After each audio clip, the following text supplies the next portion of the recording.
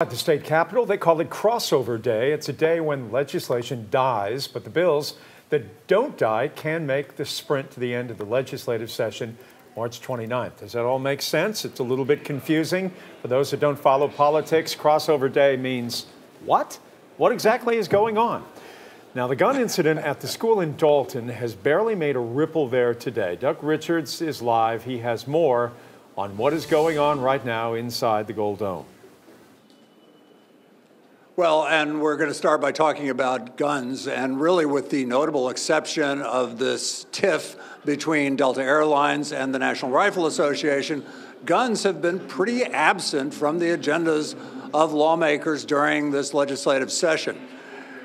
And this is the same bunch who have passed campus carry bills and the so-called Guns Everywhere bill in 2014. The shooting incident at the Dalton school is really unlikely to affect the debate, says a state senator who wishes that it would.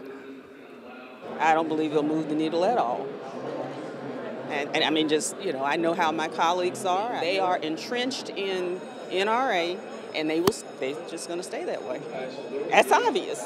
Unrelated to guns, a couple of interesting bills surfaced on Crossover Day. One is the so-called puppy mill bill. That bill was defeated in the Senate to the delight of animal activists. Details of that bill are on 11alive.com. Our shelters are full of animals, and there's no reason for an establishment to come in and have poor business practices and sell, defective products.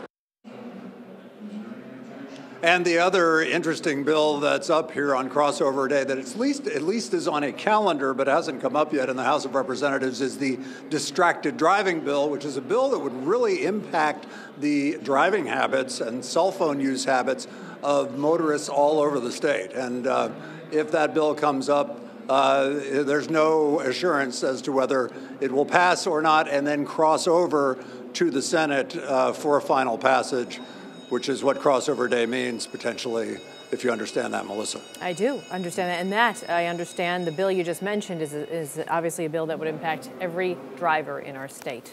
Thank you very much, Doug. Appreciate it.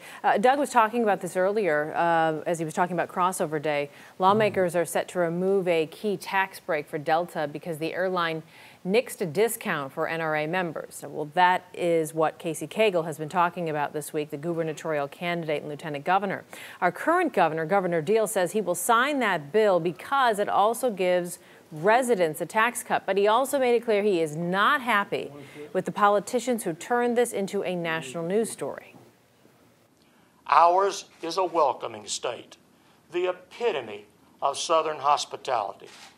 We were not elected to give the late-night talk show host further fodder for their monologues.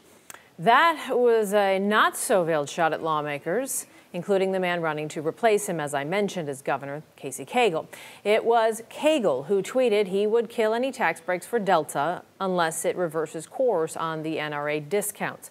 But Cagle's comments didn't seem to be financially driven when you look at the numbers. Since 2000, he has received more than $19,000 from Delta, but only about $4,500 from the National Rifle Association. We should also point out Governor Deal did not absolve Delta of blame, saying the airline started the whole controversy with its very public pronouncement on NRA discounts. Still, the governor says he remains committed to restoring Delta's tax break in a separate piece of legislation.